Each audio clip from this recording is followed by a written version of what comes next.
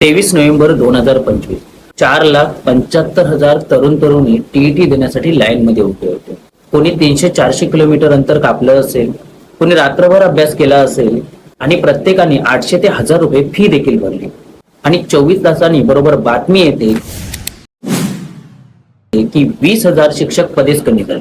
17 नोव्हेंबरला हायकोर्टाने निकाल दिला होता की सर्व अतिरिक्त शिक्षकांचे समायोजन करा.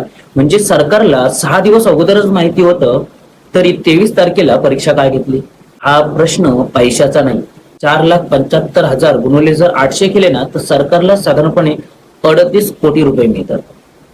आता हा पैसा परीक्षा केंद्र, पेपर, स्टाफ यासाठी लागतोय खरं आहे. आणि एक गोष्ट देखील खरी आहे, टीईटी भरती नाही तर एक पात्रता परीक्षा आहे. पण जेव्हा सरकारला माहिती होतं की यानंतर मोठी भरतीच होणार नाही, मग एवढ्या लोकांना भ्रमात का ठेवलं? का त्यांची स्वप्न विकायला निघाला?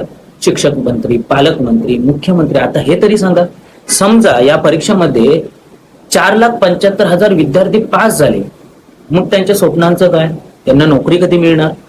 की फक्त निवडणुकीला मतं मागायची आणि नोकरीच्या नावाने फसवायचं? हा अन्याय नाही का?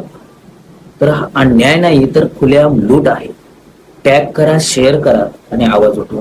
जय हिंद.